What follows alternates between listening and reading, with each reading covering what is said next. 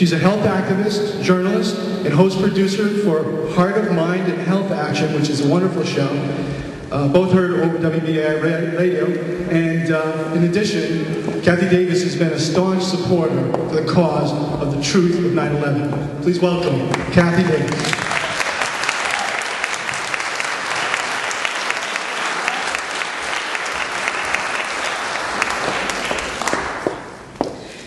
First, I want to thank the organizers of this event for inviting me to speak today.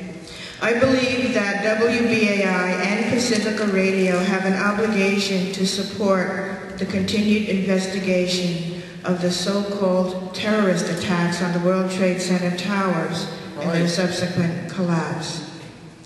The repercussions of this event are still being felt by the up to 70% of first responders, recovery workers, and those who escaped the Twin Towers who still suffer from lung, respiratory, and other chronic illnesses. Not only did the government know on that very day that people were being exposed to harmful dust, they also ordered misleading information to be given to the public. They ordered scientific research results on the air to be falsified. They allowed residents to return to their homes knowing the air was corrosive and lethal. The administration has embarked on a collective program to block compensation of funding of health programs because that would be an admission of guilt. In a recent editorial in the news entitled "Dereliction of Duty," it says, President Bush is turning his back on the thousands of rescue and recovery workers sickened from labors at Ground Zero. Health and Human Services Secretary Michael Levitt made it crystal clear last week. The administration will no longer develop a coordinated federal response for the forgotten victims of 9/11. Repercussions of this event are still being felt by the millions of innocent Iraqi children, women, and men who continue to suffer and die under the U.S. occupation of their country. Deaths of Iraqi people are now estimated to be more than 1,118,000. And repercussions are felt by the hundreds of U.S. military families who have lost a loved one, and the thousands of military personnel that suffer from brain injuries, dismemberment, and mental illness. It has been estimated that there are 7 wounded for every 1 killed. The cost of this military debacle is borne primarily by the most vulnerable in our society, the disenfranchised youth who were seduced into war, the loss of funding for education, health care, and civil services. All this suffering and death for a war built on a false premise. A news report on September 24th stated, the news has learned that barely 5 hours after American Airlines Flight 77 plowed into the Pentagon, Defense Secretary Donald H. Rumsfeld was telling aides to come up with plans for striking Iraq, even though there was no evidence linking Saddam Hussein to the attacks. In 2003, the Christian Science Monitor reported in their prime time that the president in his primetime press conference focused almost solely on Iraq, mentioning it 8 times, He referred to Saddam many more times than that, almost in the same breath. The overall effect was to reinforce an impression that persists among much of the American public, that the Iraqi dictator did play a direct role in the attacks. The attacks on the World Trade Center became the pretext of war. Once again, we find these attacks have become the pretext of another kind of campaign, as former Mayor Rudolph Giuliani claims hero status as America's mayor, based on his so-called leadership following the collapse of the towers. Yet Mayor Giuliani sided with Christine Todd Whitman and the deception of New Yorkers with fabricated claims of air safety.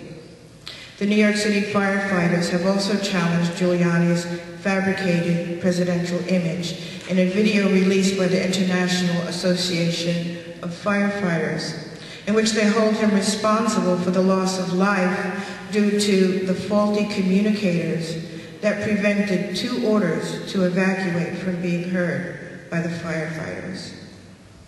And they challenge his actions and the decision to pull the firefighters away from the search and begin what they call a scoop and dump of all the remains of the disaster, including the people that were fallen. The repercussions of the 9/11 events are threaded through every major headline, still being felt by all Americans in the loss of civil liberties and rights of privacy and protection from unreasonable searches and seizures as defined by the Fourth Amendment, the loss of judicial review, legal counsel, and lawyer-client privileges, and the increase or the beginning of unlawful detention and torture. Many immigrant communities have been deeply affected. The government has not revealed the total number detained by the Department of Justice since the terrorist attacks on 9/11, but immigration advocates estimate between 3,000 and 5,000. This group is almost entirely Arab, South Asian, or Muslim.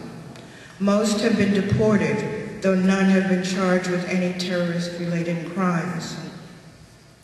The Patriot Act was rushed into law just weeks after 9/11, even though a congressional investigation into the attacks did not find that the Foreign Intelligence Surveillance Act limits on government surveillance contributed to the government's failure to prevent the attacks. Instead, the investigation pointed to fundamental organizational breakdowns in the intelligence community and the government's failure to make effective use of powers already at its disposal. The Protect America Act, now being called the Police America Act, allows the Attorney General to issue program warrants for international calls without review. It also authorized year-long program warrants for surveillance of people believed to be outside the U.S. The Secret Intelligence Court that has been overseeing such activities for the last 30 years is cut out of the process, leaving the executive branch unchecked. The law is silent on how to treat American phone calls and emails, leaving the administration to decide how to collect, store, data mine, and use Americans' private communication.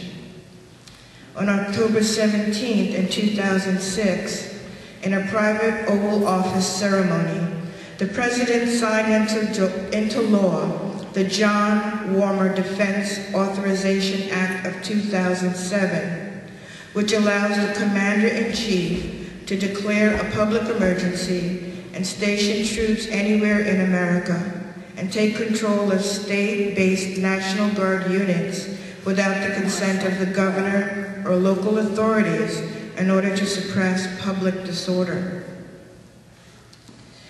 Bush seized this power on the same day that he signed the Military Commissions Act of 2006. The two laws complement one another. One allows for torture and detention abroad, while the other seeks to enforce acquiescence at home, preparing to order the military into the streets of America. The term for putting an area under military law enforcement control is martial law. As we can see, the web of deceit and destruction wrought on that fateful morning continues to corrode the quality of life in this country and puts each of us in increasing danger, not only from the violence perpetrated by people resentful of American powers around the world, but violence perpetrated by our own government against its people.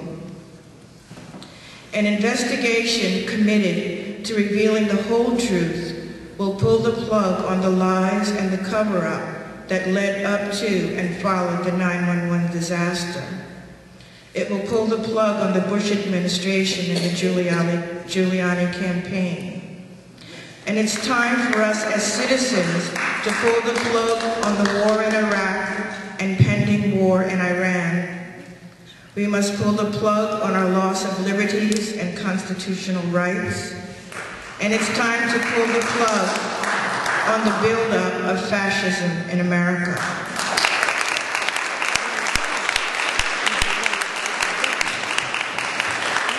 This initiative is only the beginning. We must call for an independent, honest investigation of 9/11 because it is only the first step in taking back from the hands of the venture capitalists of war, right-wing demagogues, and corrupt party officials. We must all unite, environmental activists, civil rights activists, veterans, and citizens for peace, civil libertarians, independent media, and the 9/11 truth movements must all act together in concert to reclaim the promise of America. Thank you.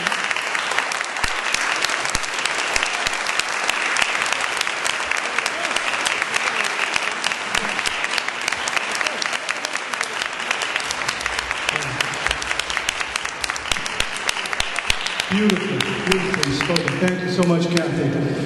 You know, I think the choice is clear. We either take action and towards the process of self-government or continue to be the recipients of shock and awe. This is what we've been getting, and these are very serious issues which Kathy delineated, and we can't be too vigilant. We have to be as aware as possible and as vocal as possible when it comes to the issues of the way our civil liberties have been under assault.